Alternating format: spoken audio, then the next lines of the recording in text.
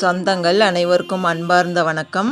இந்த ஆடிப்பூரத்தில் அம்மனுக்கு நம்ம வீட்டில் எளிமையான முறையில் வளைகாப்பு எப்படி செய்யலாங்கிறத பற்றி இந்த வீடியோவில் பார்க்கலாம். வாங்க வீடியோக்குள்ளே போகலாம். ஆடிப்பூரம் என்றைக்கு வருது அப்படின்னா 7/8/2024 புதன்கிழமை அன்றைக்கி பூர நட்சத்திரம் இருக்குது. பூர நட்சத்திரத்தில் தான் ஆடிப்பூரம் கொண்டாடப்படுறாங்க. அதில் அம்மனுக்கு அந்த நாளில் வளைகாப்பு செஞ்சு வழிபாடு செய்வாங்க.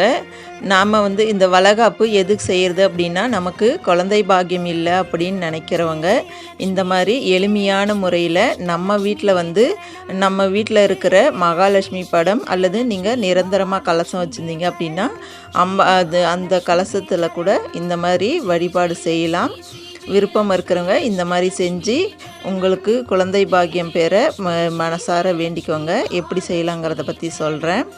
எளிமையான முறையில் அம்பாளுக்கு வளையல் வாங்கிக்கோங்க கொஞ்சம். அதுக்கப்புறம் வெத்தலை பாக்கு, பழம், அதில் 3 வகையான கலவை சாதம் அல்லது 5 வகையான கலவை சாதம், ஒரு இனிப்பு. நான் என்ன வச்சு படைச்சிருக்கிறேன் அப்படின்னா தயிர் சாதம், புளி சாதம், அப்புறமா தேங்காய் சாதம். இது அம்மாவுக்கு ரொம்ப பிடிக்கும். புளிப்பு சாதத்தை வச்சு வழிபாடு செய்யலாம். அதுக்கப்புறம் பால் பாயசம் வச்சுருக்கிறேன். நான் இப்படி தான் 3 வருஷமாக இந்த மாதிரி எளிமையான முறையில் அம்பாளுக்கு என் வீட்டில் நான் வச்சுருக்கிற என்னுடைய குலதெய்வ கலசத்துக்கு நான் இந்த மாதிரி தான் வளைகாப்பு செய்வேன். என்னோடய குலதெய்வம் அம்மன் சாமி, செல்லியம்மன் சாமி. அதனால் நான் இந்த வழிபாடை 4 வருஷமாக தொடர்ந்து செஞ்சிட்ருக்கிறேன். நான் இதனால் செய்கிறது என்னென்னா, என்னுடைய குலதெய்வத்துக்கு என்னால் போக முடியலனாலும் என் வீட்டில் என் அம்மாவுக்கு வளைகாப்பு செஞ்சு அழகு பார்க்குற பாக்கியம் எனக்கு கிடச்சிருக்கு அப்படின்னு சொல்லி நான் ரொம்ப சந்தோஷமாக இந்த பூஜையை செஞ்சிட்ருக்கிறேன். இப்போ நீங்கள் இந்த பூஜை செய்யணும் அப்படின்னு நினைக்கிறவங்க வளையல் வாங்கிக்கோங்க. அதுக்கப்புறம் மஞ்சள், குங்குமம், மஞ்சள் கயிறு அதெல்லாம் வாங்கிட்டு அப்புறம் கண்ணாடி கண்டிப்பாக வைக்கணும்.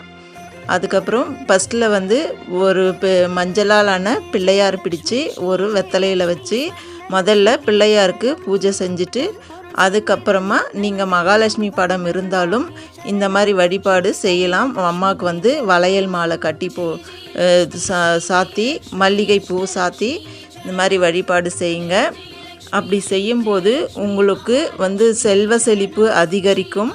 நீங்கள் குழந்தை வரத்துக்காக செய்கிறீங்க அப்படின்னா உங்களுக்கு கண்டிப்பாக குழந்தை வரும். அடுத்த வருஷம் ஆடிக்குள்ளே கிடைக்கும்.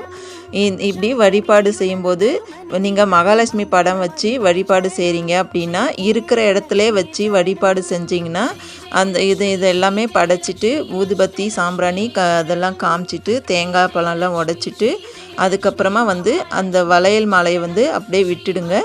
ஆரத்தி எடுத்துட்டு அதுக்கப்புறம் மறுநாள் அந்த வளையலை பூஜை பண்ணிவிட்டு எடுத்துக்கலாம். இல்லை நீங்கள் உங்கள் பூஜை அறையில் இடம் இல்லை, நான் தனியாக தான் செய்யணும் அப்படின்னு நினச்சிங்கன்னா ஒரு மணப்பலகை எடுத்துக்கோங்க. அது மேலே மஞ்சள் நல்லா தடவிட்டு குங்குமம் வச்சுக்கோங்க. அது மேலே பச்சரிசியில் சின்னதாக ஒரு கோலம் போட்டுக்கோங்க. அதுக்கு மேலே வாழை இலை விரித்து அதுக்கு மேலே நீங்கள் கொஞ்சம் பச்சரிசி வச்சு அது மேலே மகாலட்சுமி படம் இருந்துச்சுன்னா அதை வச்சு அலங்காரமெல்லாம் செஞ்சு வளையலில் மாலை கட்டி அம்மாவுக்கு சாத்திட்டு அதுக்கப்புறமா நெய்வேத்தியமெல்லாம் வச்சு வழிபாடு செய்யுங்க. அது வழிபாடு முடிஞ்சதுக்கப்புறம் எடுத்து அம்மாவை இது செய்யுங்க. அதுக்கப்புறம் சின்ன குழந்தைங்க யாராவது இருந்தால் அந்த மனையில் உட்கார வச்சு வளைகாப்பு செய்யலாம் அம்மாவுக்கு செய்கிற மாதிரியே. இது குழந்தை வரத்துக்காக செய்கிறவங்க அந்த மாதிரி செஞ்சுக்கோங்க. சும்மா நார்மலாக செய்கிறவங்க நான் சொன்ன மாதிரி வழிபாடு செஞ்சு பக்கத்தில் இருக்கிற சுமங்கலி பெண்களை கூப்பிட்டு மஞ்சள் குங்குமம் கொடுத்து அந்த கலவை சாதத்தை கொஞ்சம் அவங்களுக்கு சாப்பிட கொடுங்க. அம்பாளுக்கு ரொம்ப சந்தோஷப்படுவாங்க. இந்த வீடியோ உங்களுக்கு பிடிச்சிருக்குன்னு நினைக்கிறேன். பிடிச்சிருந்ததுன்னா இந்த சேனலை சப்ஸ்கிரைப் பண்ணிக்கோங்க. பெல் ஐக்கானை கிளிக் பண்ணி ஆல்ன்ற ஆப்ஷன் கொடுத்துக்கோங்க. உங்கள் ஃப்ரெண்ட்ஸ் அண்ட் ஃபேமிலிக்கும் ஷேர் பண்ணுங்கள். வீடியோ பிடிச்சிருந்தால் லைக் பண்ணுங்கள். அனைவருக்கும் நல்லதே நடக்கும். தேங்க்யூ.